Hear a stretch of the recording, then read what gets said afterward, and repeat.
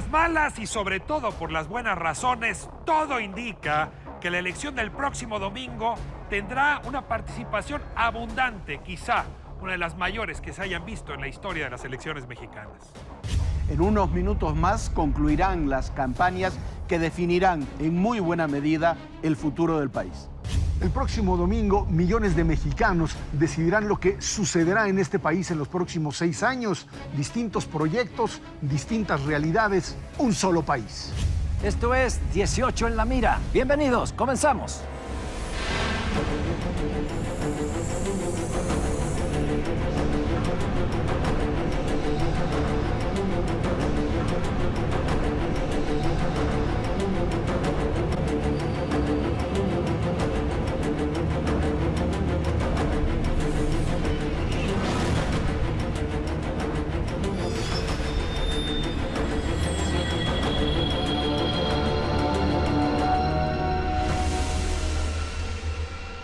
Pues por riguroso orden de registro, comenzamos nuestro análisis con la coalición con México al frente, encabezada por Ricardo Anaya, que hay varios elementos que vale la pena revisar. Primero, si era una coalición no solamente coherente, que hay muchas discusiones, sino eficaz para atraer voto.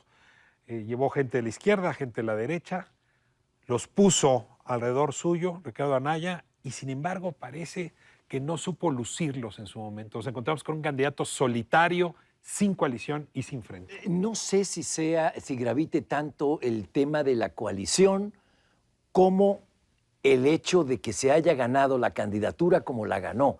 Creo que Ricardo Anaya, en buena medida, destruyó a un partido que tenía todas las posibilidades de ganar la presidencia de la República y ahora no hay una certeza de que pueda ser el finalista.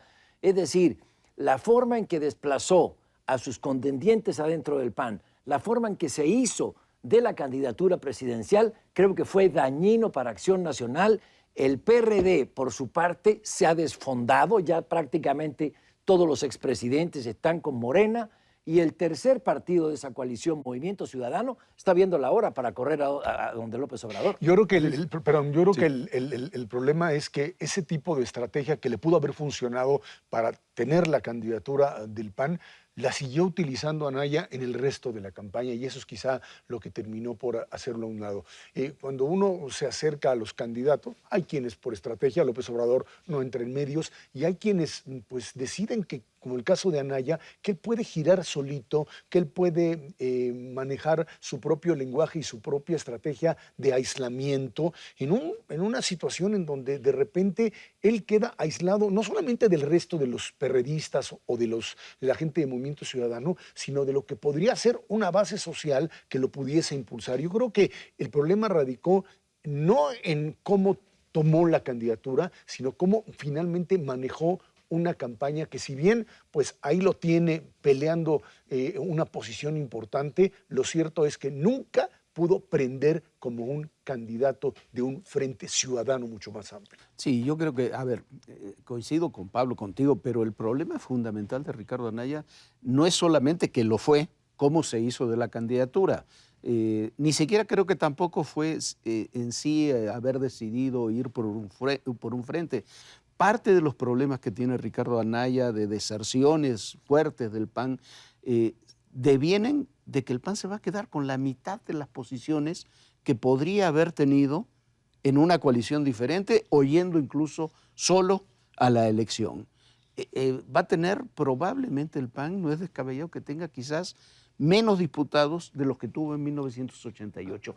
Ese es el retroceso fundamental y esa es la razón por la cual hay grupos panistas que dudan del apoyo de Ricardo Anaya. Yo creo que el problema principal fue que no quiso perderse ningún tren.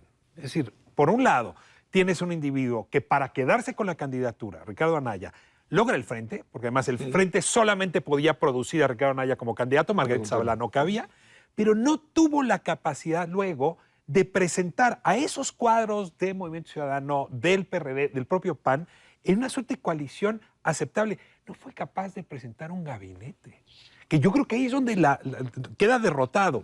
Ahora, también está el tema de los asuntos de corrupción, que cuánto daño le causaron. Ni siquiera tuvo jefe de campaña. El problema también de Ricardo Anaya fue lo que señalas tú, que salió, nunca pudo explicar de cómo le hizo para la nave industrial que compró en 7 millones y vendió en 54.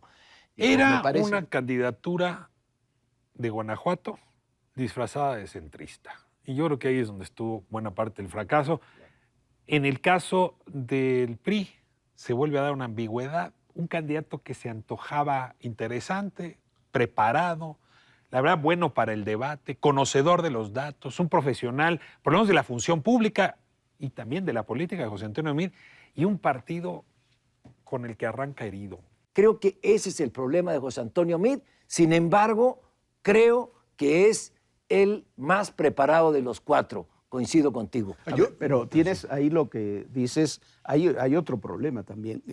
Durante muchos meses, la campaña de José Antonio Meade, coincidiendo con ambos de que me parece el más preparado de los 4 en muchos ámbitos profesionales, la campaña no supo tampoco a dónde iba. Ahora parece que la campaña en las últimas semanas ha funcionado porque se ha definido un candidato que, bueno, va con el PRI, va a trabajar, va por los votos priistas, trata de llegar a un segundo lugar, pero el problema de la campaña de José Antonio fue que durante muchas semanas no tuvo definiciones de campaña de cómo trabajar. Tal es así que tuvieron que cambiar al presidente del partido a la mitad del camino. O sea, la Claro. salida de Enrique Ochoa y la entrada de René Juárez tiene que ver con esta idea de que pues esto no está funcionando. Hay algo entre la conexión partido-candidato que no le permite a un José Antonio Meade jugar esta carta de candidato ciudadano con la idea de que tiene que manejar atrás de él a un candidato priista en donde tiene que aparecer para la base priista como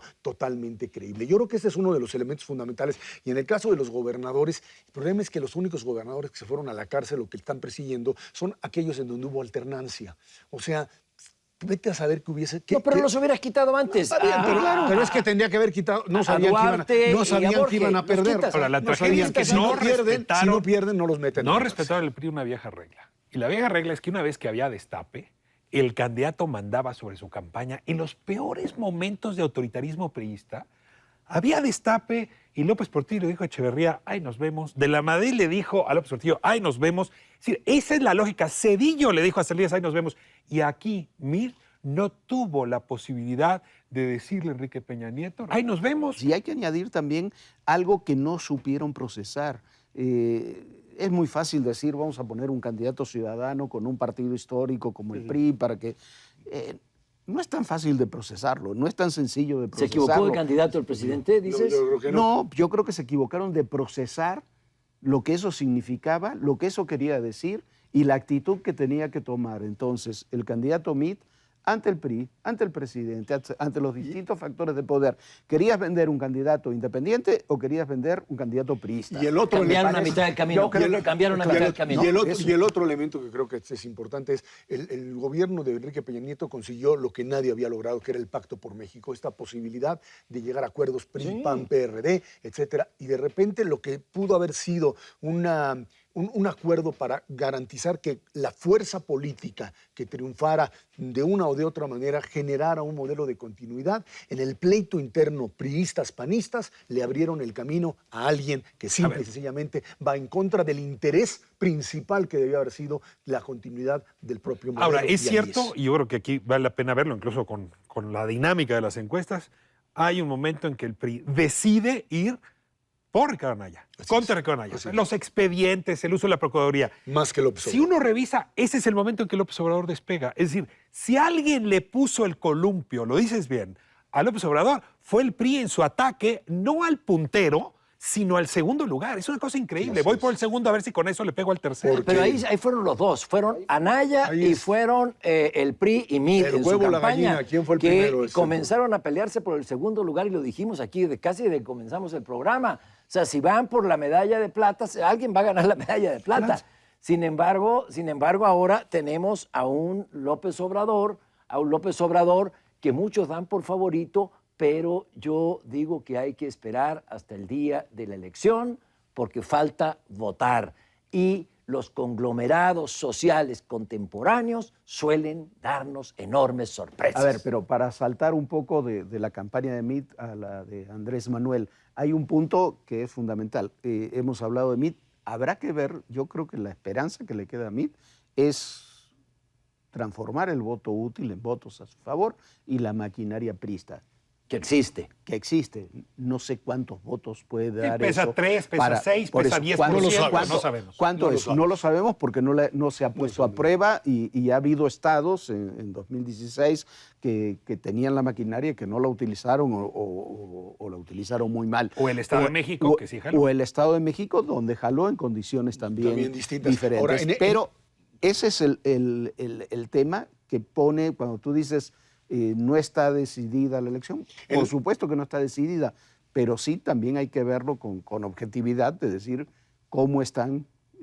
ubicados en este momento los distintos Yo creo candidatos. que la ¿no? campaña de López Obrador, que comienza él teniendo una ligera ventaja, él recibe el gran regalo que es ver el pleito de los otros dos y cómo él, cometiendo, por supuesto, menos errores que los que manejó en las otras dos campañas, ve cómo va ascendiendo y empieza a recibir este fenómeno que uno hubiese pensado ya había sido superado, que es la cargada, esta idea de repente empezar a perseguir. Seguimos siendo seres humanos. Así, no, la cargada no la vi, no viste una cargada de panistas yéndose con Peña Nieto en el 2012, no viste una cargada De priistas yéndose con Fox en 2000. Con Calderón, pero así, de presidentes de partido, de figuras que dices, Pero era "Oye, obvio, ¿no? ¿qué hace Del aquí?". PRD, PRD, PAN, la gente del Pero PRD se va a ir con PRD, PAN, López. sí, estaba todavía PRD, pero panistas, y de repente gente que había operado en contra de Andrés, y de repente entran en esta lógica a veces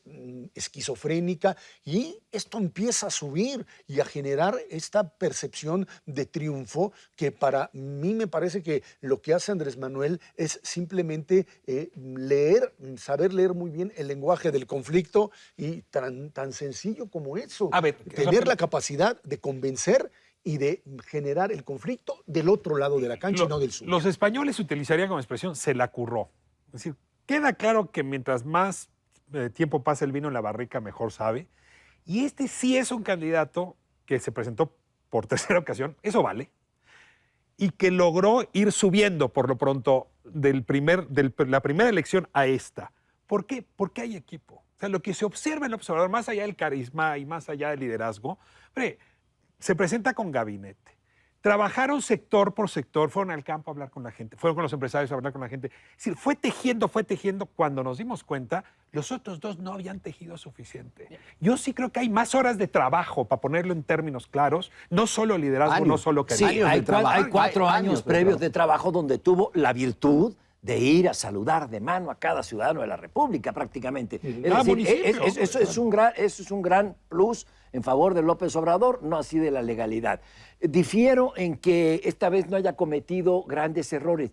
Yo creo que sí los cometió. Lo que pasa es que Anaya y Meade estaban tan enfrascados en su pleito que los dejaron pasar todos. Han dejado pasar, por ejemplo, que los dos principales partidos que apoyan a López Obrador son presididos por personas que están con la revolución bolivariana de Chávez. Son Chávez, tanto Jacob Polemski como el señor Anaya, Ricardo Anaya, no el otro, del PT, Alberto Anaya. Alberto Anaya, son defensores de la revolución Eso ya está bolivariana y del muerto, socialismo eso, ¿no? del siglo XXI. Ya está muerto, Pablo. ¿Quién puede abrazar esa cosa tan rara y Ellos, enterrada? por eso faltó subrayarlo.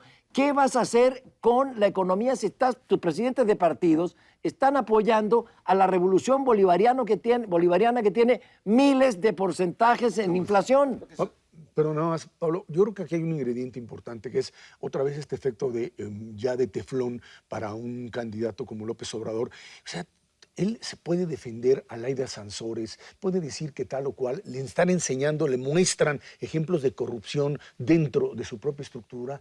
Y no pasa nada. ¿Tú crees que no pasa nada? No, por lo pronto no ves del otro lado que exista una reacción lo suficientemente poderosa o que aparezca en medios de manera tal que esto brinque, y yo creo que este es uno de los graves problemas en este modelo de deificación de un candidato. Es que quizás el problema es el efecto teflón funciona también cuando en la percepción, más allá de cómo estén las encuestas y demás, la percepción es que es un candidato puntero que va tranquilo, mientras sus dos principales rivales se pelean y no logran Y están heridos de corrupción también. No logran polarizar la elección. Uno de los puntos importantes en la campaña de López Obrador ha sido el contacto con empresarios. Contacto con empresarios en donde hemos visto un conflicto permanente, primero con el Consejo Mexicano de Negocios, luego pues el acercamiento con algunos otros, el tema del aeropuerto, elementos que están ahí pues todavía cuestionándose y el temor por una transición demasiado larga que puede generar, independientemente del triunfo de uno u otro candidato, esta situación de desgobierno. Para la próxima elección estaremos ante una situación ya menor, toma de posición en octubre. Otra vez vamos a entrar en este modelo de julio-diciembre con serios problemas de Más que gobernabilidad. desgobierno, de incertidumbre, yo creo que es el término. Y lo vemos en lo que publicó Wall Street, el Washington Post, el The Economist. En los últimos días ha sido un poco la norma de hablar de incertidumbre. Pero también, claro que tuvo conflictos con los empresarios. Claro que, como decía Pablo, Andrés Manuel sí cometió muchos errores en la campaña. El tema del aeropuerto, por ejemplo, es algo que podría haber crecido mucho más, las diferencias con ciertos empresarios también. Lo que sucede es que fueron disminuyendo y fue estableciendo contactos con los empresarios y los empresarios con él, hay que decirlo, simplemente Posición de porque, superioridad. por posición de superioridad. Las de cargada también, ahí se vio cargada. Y ahí se vio cargada y por también. percepción de cómo iba a ser la elección. Y Ahora, preferible desactivó un mal conflictos. acuerdo que un buen pleito, dicen, ¿no? O sea, hace un mes yo te hubiera comprado, era un problema serio. Yo creo que llega la elección habiendo desactivado esa bomba, no va a estallarle. Y creo que la pregunta de fondo que muchos estarán haciendo hoy es, ¿se apoya a López Obrador con todo? Lo platicamos la semana pasada. ¿O la verdad es que diversifica la gente su voto para ponerle controles y acotamientos? Es decir, controles y acotamientos a la cargada. Es parte de la discusión de vamos a cruzar todos los votos por una misma alternativa Listo, o no. Sin embargo, yo no daría un ganador por anticipado. Creo que desde luego hay una tendencia, no me ¿Por sigan. prudente o porque tienes información No, distinta me a la sigo, nuestra? Porque he visto el mundo, las sorpresas que ha dado el mundo con las candidaturas que se daban por ganadas. Aquí hay un miedo subyacente que puede capitalizar a Anaya en mayor medida, también hasta el Bronco, que son los antipartidos. Por Sí, equidad sí. te diría, nada más no le entregaré yo al Bronco un voto para frenar a López Obrador. Y creo que el Bronco va a tener los puntitos que tenga, pero es de ¿Cuántos gente puntitos que tendrá está... ese señor? Bueno, suficientes algunos que le hicieron falta para ganar, por ejemplo, a López Obrador en 2006. Sí va a tener más de un punto de votación y es gente que desprecia a los partidos y no quiere ni a López Obrador ni a los otros dos porque son antipartidos. El antipartidismo existe, el antipartidarismo. Sí existe. Pero el antipartidismo se lo va a llevar finalmente López Obrador. Yo creo que el caso del Bronco, con todo respeto al señor Jaime Rodríguez, es una pésima experiencia para los candidatos Patético. independientes. Para la historia electoral mexicana, Para ¿no? quienes creemos que es bueno que haya candidatos independientes, me parece que es No, lastimoso porque fue el único candidato independiente que quedó y su campaña me parece, para decirlo suavemente, lamentable. Lo que sí es real es que es una campaña que va a ser disputada, que desde el 2 de julio al 1 de diciembre, como decías tú, va a venir una época de transición muy compleja, quizás de las más complejas, sea cual sea el resultado que ha vivido el país después de las elecciones, y que tendríamos que terminar pidiéndole a la gente que haga eso, que vaya a votar. A partir del próximo programa ya lo sabremos. Esto fue 18 en la mira. Muchas gracias y nos vemos la próxima semana ya con un ganador de la elección presidencial.